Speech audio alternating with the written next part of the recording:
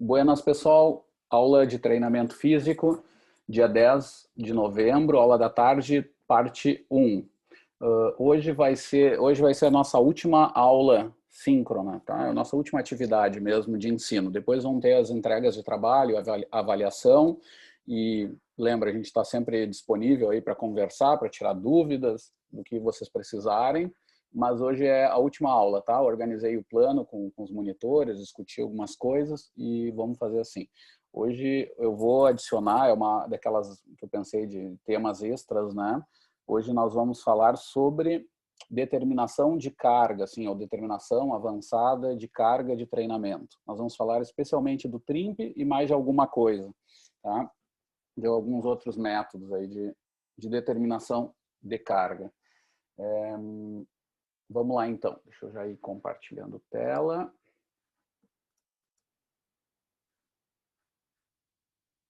O que eu fiz aqui? Ah, tá.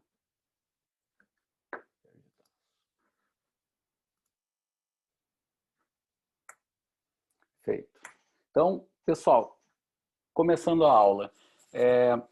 Há na literatura, assim, muito claro, um registro de um alto nível de lesões em práticas sistematizadas de treinamento. Aqui no caso, são atletas de diferentes modalidades do atletismo, onde, resumindo um pouco os achados do Huxley, ele vai afirmar que o nível de lesão é muito alto e que há alguns marcadores de carga de treino que parecem estar mais relacionados com esse aparecimento de lesões. Então, ele vai comentar aqui sobre a intensidade e, mais especialmente, sobre a frequência de sessões onde a intensidade é muito alta. Então, assim, lembrando do que a gente já viu em aula, lá na parte de periodização, são aquelas sessões que estão incluídas em microciclo de choque. Eu tenho que controlar bem, que esse número de sessões seja reduzido. E, inclusive, que o número de microciclos de choque seja reduzido. A gente viu em aula que microciclos de choque devem ser de 2, 3 no máximo por macrociclo. Tá? E eles parecem estar bem relacionados com essa população. Eram atletas num nível de, digamos assim, com uma história grande de treinamento, num processo de formação até o nível de elite. Tá? Então é um pouco heterogêneo, assim, mas já numa ligação ali, numa formação de alto nível para o esporte. Aparece também a informação da carga anual. A carga total do ano, ela parece estar muito relacionada com lesão. Então, a determinação dessas cargas parece ser extremamente importante. Isso vai aparecer no próximo achado, que nós vamos falar aqui um pouquinho também. Tá? Então, o número de sessões de altíssima intensidade, elas devem ser reduzidas, devem ser controladas, e essa carga total. Tá?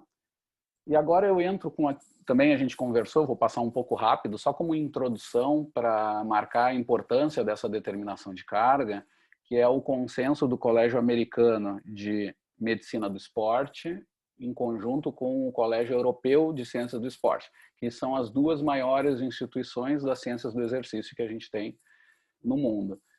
Onde eles vão apresentar nesse trabalho ali que está citado e que está no Moodle, está como um artigo de aprofundamento do Musen, esse consenso vai indicar assim, características de aparecimento do overtraining, né, e algumas dicas assim, para evitar o overtraining nos esportes, tendo em consideração que existe um alto nível de lesões e muitas práticas aí, que eu gostaria de estender aqui para a aula, dizendo que isso acontece também no campo da saúde. Quando a gente estende essa visão, tem várias áreas aí que tem uma prevalência de lesão que é um pouco alta.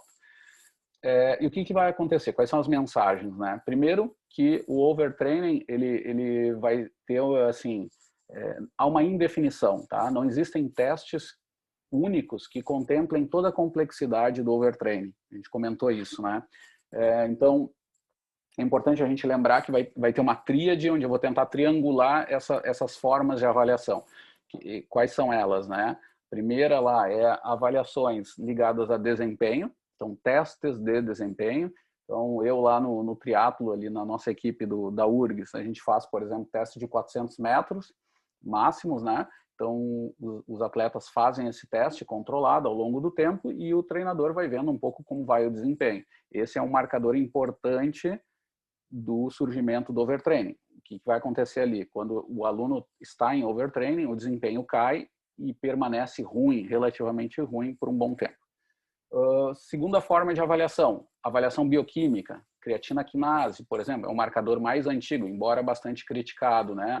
Ele é um marcador inflamatório, a gente sabe bem que ele se eleva muito depois de treinamentos excêntricos ou com cargas gerais muito altas, né? Mas ele tem uma grande variabilidade interindividual e tal, tem que olhar com muita calma e às vezes não é tão preciso. Proteína C reativa, o pessoal tem usado como marcador inflamatório. Esse marcador é mais importante. Relação cortisol, testosterona e por aí vai. É um marcador que indica uma certa variabilidade ali, um prejuízo, né, do sistema simpático e parasimpático, especialmente parasimpático, né? Que mais? Então, essas avaliações bioquímicas são importantes. É a visão mais biológica que a gente tem desse problema, mas também ela é limitada. Ela é mais um pé ali desse tripé de avaliação. E o terceiro elemento que o consenso vai trazer são os questionários de overtraining, né? Então, é como o aluno, o atleta percebe as características que são bastante gerais, assim, ligadas a hábitos de vida, etc. Como ele está se sentindo em relação ao seu sono, como ele está se alimentando, como está sendo dado o seu descanso geral, as suas relações interpessoais, aspectos sociais, psicológicos. São elementos que vão aparecer nesses questionários validados de overtraining. E esse vai ser um terceiro elemento que os avaliadores vão ter que triangular e ver se o aluno tem ou não tem. Quase sempre tem que ter no mínimo 2 desses elementos aparecendo por um bom tempo para se configurar em overtraining, né? Que mais? O consenso vai afirmar que, eu vou mostrar depois numa tabela, que o limite entre overheating não funcional e overtraining é bastante difícil, né? Ele pode ser em torno de um mínimo de 1-2 meses e esse limite pode vir a acontecer só depois de 6 meses, tá? De alguma disfunção. E, por fim, a necessidade de controle de cargas. De novo, reafirmando aquilo que a gente comentou, né? Da importância do controle de cargas. Tá? Aqui eu tenho a tabela que o Meusen apresenta, fiz traduzir e tal. Então, mostrando um pouco do que a gente viu, né? A gente tem ali uma sobrecarga de uma fadiga aguda, que dura dias, dura pouco tempo, né? E até aí faz parte do treino, inclusive. Depois eu tenho um overheating funcional, que é uma série de sobrecargas que eu dou, bastante intensas, onde meu aluno já não se recupera tão bem, mas de qualquer forma, se eu parar isso e depois ondular bem essas cargas, eu vou ter uma supercompensação, portanto é funcional esse overheating, né? Que eu digo que qualquer atleta já no nível intermediário vai ter que passar por isso na estruturação de cargas, por sessões assim repetidas, mas que geralmente não passam de 2 semanas, né? Tem esse número mágico aí que vai ser importante para a gente usar. Depois tem o overheating não funcional. Aqui começam os problemas. Aqui eu estendo essas cargas muito altas, meu aluno se sente relativamente fraco, com baixo desempenho, mas eu estendo demais, isso passam de 2 semanas e aí eu começo a errar. Aí eu não tenho mais a supercompensação a partir daí. Ou seja, não otimizei cargas, né? E esse é o pontapé inicial para o surgimento do overtraining. Então, que o consenso vai dizer que o limite entre esses dois aspectos aqui é difícil de delimitar, né, esse limite, né, e ele pode acontecer ao longo de meses. Né? Resumindo um pouquinho. Aqui eu tenho um banner do Ian Lemaire, um pesquisador muito jovem que criou esse Instituto de Ciência do Esporte, que eles chamam lá, que ele deu o nome, mas na verdade é só uma estrutura, é uma espécie de um blog que produz muito esses banners com esses bonequinhos assim há vários anos, e agora tem muito mais gente usando, tem produções de livros muito bons de pesquisadores, até junto com o Lemaire, reunindo, né, esses banners, né, e passando essa informação científica que eu acho muito legal. E aí ele fez um desses banners, foi sobre esse consenso, né? E aí ele vai trazer aqui, então, também aquilo que a gente viu lá no início da disciplina, né? Uma fadiga aguda aqui, onde temos ali uma supercompensação muito limitada, às vezes nem se observa bem essa situação, mas a gente sabe que até aí não tem problema, faz parte do treino. Depois eu tenho overheating funcional, né? Aqui está mostrado só numa carga, mas poderia ser pensado em várias cargas, onde eu não me recupero bem, mas depois, ao longo dessas 2 semanas, eu tenho uma supercompensação, que eu costumo dizer acumulada, né? Então aparece aqui. Aí aqui eu começo os problemas. Na fase 3, eu começo a dar uma carga muito alta nessa relação de descanso, estímulo e tal. Começa a não ser otimizado, né? E aí eu vou começar a ter problemas. O overheating não funcional. Eu dou muita carga, muita fadiga por um longo tempo, por mais de 2 semanas, e aí eu não tenho essa supercompensação, tá? É a grande tarefa do treinador saber esses limites, com a experiência, com as respostas do aluno, com os marcadores que a gente tem de recuperação, etc., tentar determinar esses limites. Mas aqui é erro já de treino. E a fase 4 aqui é o extremo de tudo, né? É quando eu erro cargas por muito tempo, eu tenho desequilíbrios gerais, que são metabólicos, são psicológicos também, e aí a recuperação até para retornar aqueles valores iniciais é muito longo, né, o tempo para isso. Então vai levar meses também. Então leva algum tempo, meses para acontecer o overtraining e leva meses também para sair disso. E aí existe um alto grau de dropout, né, que eles chamam o abandono do esporte. Tá? Muito bem, vamos então para os métodos. Como determinar cargas de treino do ponto de vista assim, mais atual? Eu vou trazer um pouquinho de história, mas já vamos direto entrar no método que eu julgo assim, que hoje tem na literatura melhor para se falar de uma carga só. Lembrando que até o momento nós falamos sempre das componentes da carga, né?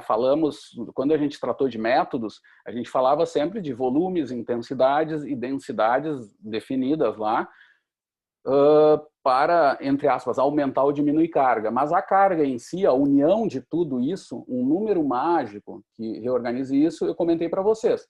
Muitas vezes não é usado, tá? E agora eu vou mostrar métodos para se usar isso. E também vou mostrar o problema, que é simplesmente só somar ou multiplicar volume e intensidade, né? Então já vou dizendo que não é assim, mas vamos começar pedagogicamente a mostrar para vocês aí.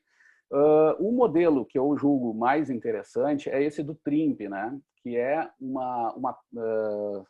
acrônimo, uma abreviação do inglês, que significa impulso de treinamento, Training Impulse, né? A ideia vem dessa relação da física, né? Do cálculo do impulso, que a gente usa, por exemplo, na cinética, nas forças de reação de solo, que é força a área da curva da força ao longo do tempo, por exemplo. Só que aqui não é força, aqui seria uma intensidade, né? Eu teria nesse exemplo aqui, eu tenho um treinamento lá de, por exemplo, ciclistas, triatletas, que vão fazendo o seu exercício, né? E, e aí eu tenho a frequência cardíaca, que varia ali entre 140 e mais ou menos até quase 180 batimentos, né? Ao longo do tempo, né? Ao longo dos 40 minutos do exercício. E essa área aqui vai ser o impulso do treinamento. Tá? Esse é o sentido pedagógico. Se fosse só isso a questão, o que eu faria, gente? Até tem aqui o exemplo, eu acho, no próximo. Eu faria, por exemplo, pegaria todos os valores de frequência cardíaca dessa sessão de treino que eu acabei de mostrar para vocês, faria uma média, tá? Faria uma média, que significaria uma linha intermediária aqui no meio, né? E multiplicaria essa média, que é, na verdade, a altura desse novo retângulo que eu formo, dessa média, vezes o tempo. É a área de um retângulo normal lá da matemática, né? Isso é o impulso de treino. Tá? Que, nesse caso, me daria ali um valor de quase 6.000 unidades arbitrárias. Unidades arbitrárias é um nome bonito que a gente dá quando é uma unidade que não tem um sentido físico. Tá? Aí se dá esse nome genérico, unidades arbitrárias ou adimensionais. Tá? Não tem um sentido, porque é batimentos por minuto vezes um tempo ali. Inclusive, até pode sair um valor disso, e sai até, mas não tem um sentido físico. Então, se dá esse nome genérico, tá? E ele é interessante apenas para comparações internas dessa variável em outras condições, aumentando, diminuindo carga, tá? E dá ali 6.000. Esse é o valor de carga. Só que tem problemas dessa forma. Como eu comentei para vocês, não adianta só multiplicar. Para fins de entendimento não serve, tá? Porque a base é mais ou menos por aqui, mas nós vamos ter que ir mais além para querer fazer minimamente a determinação da carga de um trem. A crítica geral, quando se começou a aplicar, estudar melhor essa determinação desse TRIMP, dessa carga total, vinda de um jeito muito simples e muito intuitivo até, né? Pegar simplesmente o tempo do treino, ver a média de frequência e taca ali uma área, né? Qual era a questão? Era que se superestimava treinos onde o volume era muito alto. Então, quando tu ia comparar cargas de treino onde o volume era mais alto em relação a métodos onde a intensidade era mais alta, por exemplo, um contínuo extensivo versus um HIIT, né? O treino de contínuo extensivo era, por causa simplesmente do uso de unidades diferentes, se dava esse erro, né, de superestimativa desses volumes. Tá?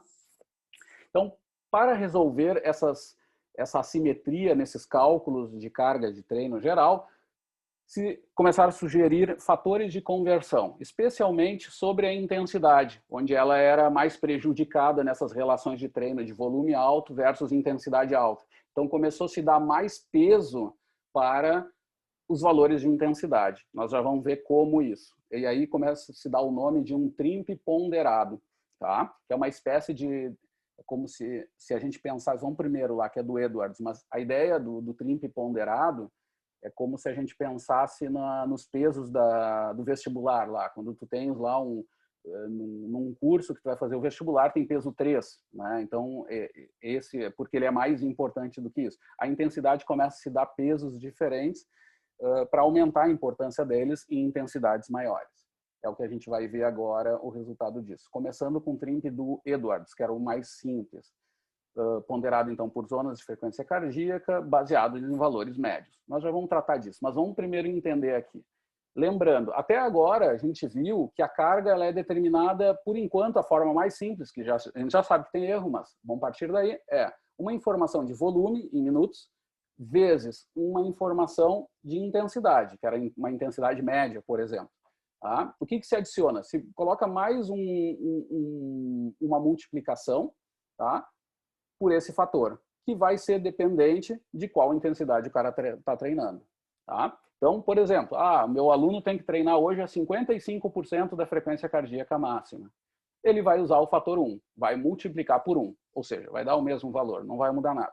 Mas, vejam só, se, por exemplo, eu treinar 65%, o que vai entrar na equação ali vai ser 65 vezes 2. Então, vai dar 130, ou seja, vai dar um aumento muito maior para intensidades maiores, vai dar mais peso para a intensidade quando tu aumentar mais a intensidade. E esses valores podem aumentar até por 3, por 4, até por 5, dependendo da intensidade que eu estiver jogando.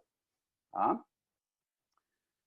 O método, esse do Edwards sem críticas, porque ele é só com números inteiros, aqui onde o grau de erro é maior. O Stanho depois vai propor uma alteração disso. Ele vai fazer um melhor ajuste estatístico, baseados em diferenças, mínima diferença detectável, tá? E ele vai reagrupar esses fatores. A ideia vai ser a mesma, só que agora parece com mais exatidão, tá? Em atletas de esportes coletivos foi aplicado. Bom, o que ele fez? Então, transformou. Os valores ficaram mais complicadinhos. Agora é mais difícil até de decorar, se a gente quisesse. Que é de 65 a 71, multiplica por um fator de 1,23. 72, 78, 1,7. E assim vai. Até aí em torno de 5, alguma coisa. Tá? Mas a ideia é sempre a mesma. Dando mais peso para intensidades maiores no treino. Muito bem. Aqui eu tenho um exemplo de uma distribuição de TRIMPs de uma semana de um treino de um atleta de alto nível, tá? Onde ele treina até 2 sessões por dia aqui. Ele descansa no domingo de tarde, mas vejam que tá de manhã e de tarde está tudo ocupado. Aqui são exemplos de TRIMPs possíveis que eu posso ter. Tá? E, bom, depois a gente vai falar um pouquinho disso, mas qual é a crítica que se faz com esses TRINPs ponderados? Primeiro, assim, ó, ele ainda vai trabalhar com zonas, né? Então vai ter algum erro, tá? Vamos dar um exemplo aqui, ó. Se eu tiver um dia de treino de um aluno, eu tenho 2 alunos meus, um está treinando a 66% da frequência cardíaca máxima, o outro está treinando a 71% da frequência cardíaca máxima. Os dois têm um fator de 1,23. Ou seja, tem algum erro nesse cálculo, porque ele vai trabalhar com TRINPs ponderados médios por setores ali. E ali tem um pouquinho de erro de cálculo por causa disso. Se o cara passar para 72%, ele muda bastante ali o fator dele. Então, por quê? Porque ele trabalha com esses valores médios aí, tá? O que a literatura vai propor para melhorar um pouco essa aplicação e também baseado no entendimento da repercussão metabólica? Porque até agora, nesse modelo aí que a gente viu, eu tenho percentuais tudo baseados da frequência cardíaca máxima. Então, toda aquela crítica sobre, que a gente até falou na apresentação de alguns artigos de alguns colegas, sobre controle da intensidade baseado apenas em percentuais da frequência cardíaca máxima, toda essa crítica encaixa também para as propostas de Edwards e Stein. Tá? Resumindo, assim, ele entra nesse problema. O que eles vão propor? O grupo do professor Franco Impellizzeri vai propor o TRINP individualizado. Tá? Um artigo na Medicine Science, 2009, e eu vou mostrar um pouquinho para vocês. Só para vocês terem ideia, assim, gente, esse material eu dava em algumas aulas na disciplina de metodologia do treinamento esportivo, que está lá no título do slide. Então, os alunos, inclusive, abriam o Excel e trabalhavam nisso diretamente, tá?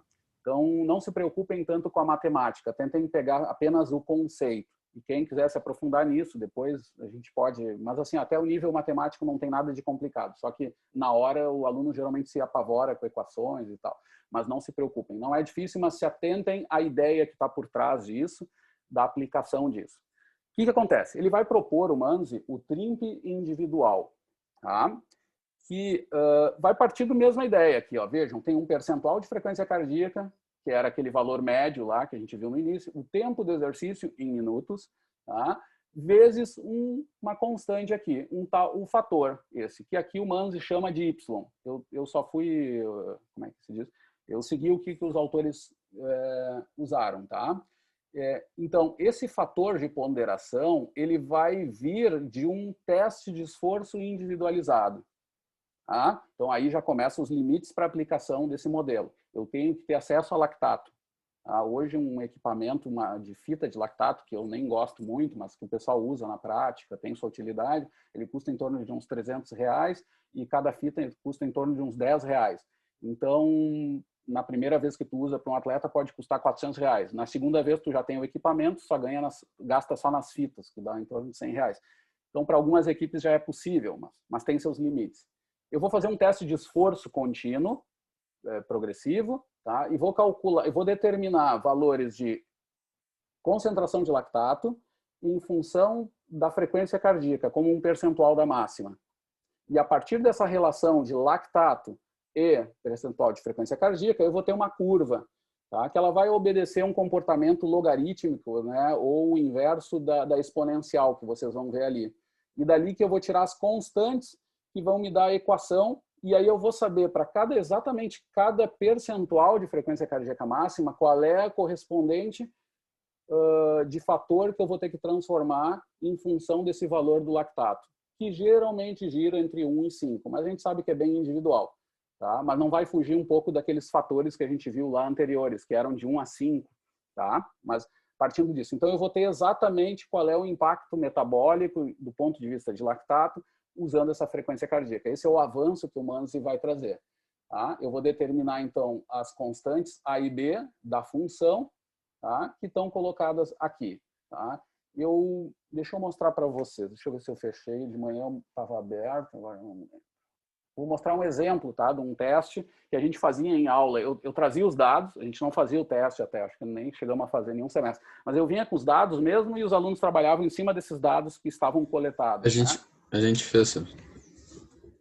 gente fez no Apex o teste e depois fazia o cálculo. Ah, teve semestre, né? É que eu não estava, acho que davam eu não sei se era o Alex, a equipe do... Era o pessoal das avaliações do LAPEX fazia com a gente. Sim, sim. Ah, na nossa cadeira mesmo, né? Sim. Tá, Aham. mas eles mostravam essa tabela também? Sim, a gente fez, inclusive, essa Ah, tinha até o tabela. trabalho. É, bem coisa de velho. Provavelmente teve um trabalho com isso. Em coisa de velho já vou esquecendo, mas é realmente, até na nossa disciplina a gente já fez, junto com a equipe de avaliação do LAPEX. É verdade, a turma do Alex e companhia, né? Bem lembrado. Obrigado. Nem lembrava, mas é que isso aqui inicialmente começou naquela disciplina lá de metodologia do treinamento esportivo, e aí eu abria e a gente dava em 2, 3 aulas com Excel, todo mundo com um notebook, e ia calculando, ia fazendo, claro, ali também, mas acho que era mais corrido só a coisa. Bom, gente, aí o que acontece? Coletou os dados, tá? Num teste progressivo, tem detalhes que eu não vou dar aqui, mas sai essa curva individual do aluno X lá, é o aluno tal. A partir dessa curva, eu tenho a equação aqui de regressão. E aqui eu tenho as minhas duas constantes, que no caso é 0,22 alguma coisa e 3,56, tá? Dessa equação. E o E é um número neperiano, que é uma constante que é igual a 2,71. Tá? E aí o que eu faço? Venho aqui, jogo numa equação logarítmica e aí eu vou ver o fator de transformação que eu vou usar lá no fim. Então, por exemplo, meu aluno tem que treinar 70% da frequência cardíaca máxima, 0,7. Né? O fator lá, o Y, que eu vou usar é 2,7 para ele. Para outro aluno pode ser diferente, a curva pode ser mais inclinada ou mais deitada. Tá? Então, vai mudar isso, vai ter constantes um pouco diferentes que vão entrar na equação aqui de uma forma diferente. Tá? Esse aqui é elevado à potência aqui, que é mais ou menos traduz a equação que está lá. Tá? Não é nada difícil, gente. Tá? É usar aqui no máximo uma função de potência. Mas desse jeito eu tenho o fator de transformação para saber exatamente a carga que esse aluno está fazendo naquela tarefa. Tá? Usando esse Excel aqui, usando um procedimento matemático.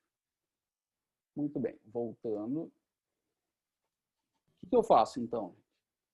Aqui tem os passos, um pouquinho como eu mostrei. Eu uso a frequência cardíaca de reserva, tá? Que eu mostrei no slide anterior, eu passei reto, mas a gente já falou disso, né? Se eu quero estimar uma frequência cardíaca máxima, bom, eu posso até determinar no teste mesmo, né? A frequência cardíaca também de repouso eu posso determinar, né? Boto o aluno deitado 5, 10 minutos num lugar tranquilo e faço esse registro, né? E aí eu obtenho a frequência cardíaca máxima também, eu posso estimar dessa forma aqui, pela equação de Tanaka. Só sugiro que não se use mais o 220 menos a idade, porque isso a literatura está bem clara que não se deve mais usar. Tem que usar essa aqui do Tanaka. Tá? Ou determinar diretamente, que é melhor ainda. Aí não tem que estimar nada, tu determina. Muito bem. Depois, determino o Y, né, como eu mostrei para vocês, calculando ali diretamente o valor individual, né? E a partir dali, o que eu faço? Eu jogo o meu Y na equação, né? Vou determinar esse Y e vou jogar lá na função, tá? Que é volume em minutos vezes percentual, sempre com número fracional. Então, eu quero treinar 85%, é 0,85, tá? E vezes o tal do Y. E dessa forma eu tenho a carga individualizada desse aluno. Esse hoje ainda é o melhor método, assim, nos esportes. O problema em esportes mais aeróbicos, tá? Ele tem algum limite quando nos esportes coletivos funciona para futebol de campo, só que quando chega ali entre vôlei e futsal, a gente começa a ver que já tem uma vantagem genérica, assim, das escalas de percepção, porque não são atividades muito intermitentes, né? Eu já vou passando isso para vocês. Mas, de qualquer jeito, é um padrão ouro com o uso da frequência cardíaca, digamos assim. A questão é que, se eu não tenho lactato, como eu faço? Eu vou ter que... Uma proposta aqui dos espanhóis, e começa a surgir já em outros esportes, é determinar esse Y, que aqui o autor, tá? Eu segui a terminologia do autor, o Y não é mais Y, se não me engano, aquele é o K1, tá? Ele vai dar como um valor médio para grupos específicos. Então, se forem nadadores homens, né, aí o que era o Y, o fator, aquele de ponderação, que aqui é K1, ele vai ser dado por essa equação. Tá? É a mesma coisa. É uma equação exponencial, né, o inverso do logarítmico, e para mulheres vai alterar um pouquinho, 0,86 por tanto. E o X entra aqui na equação. O X é o tempo do exercício já. Tá? Ah, desculpa, o X é o percentual. Desculpa, é aqui, ó, é o percentual. O Xzinho lá em cima. O tempo do exercício entra lá no final da equação. Depois que eu descobri o K1, vou jogar o K1 na equação, vou jogar o percentual que eu vou calcular, né, do exercício, e só falta o tempo do exercício. Aí eu vou ter esse TRIMP cumulativo. E vai ser sempre dependente. Mas o que eles trazem aqui, eles trazem como um somatório, né? Que é por trechos. Assim, então, tu tem uma sessão lá, um treino que durou 10 minutos. Aí tu vai pegar a frequência cardíaca daqueles 10 minutos e vai calcular. E aquilo vai te dar um impulso cumulativo. Depois tu vai somar com outro impulso do que tu fizer no próximo treino, que tu vai ter outro valor de frequência cardíaca, que vai jogar sempre contra essa constante aqui. Tá? Que vai depender do percentual sempre, por aqui. E assim eu vou calculando um TRIMP da sessão. Ok? Muito bem.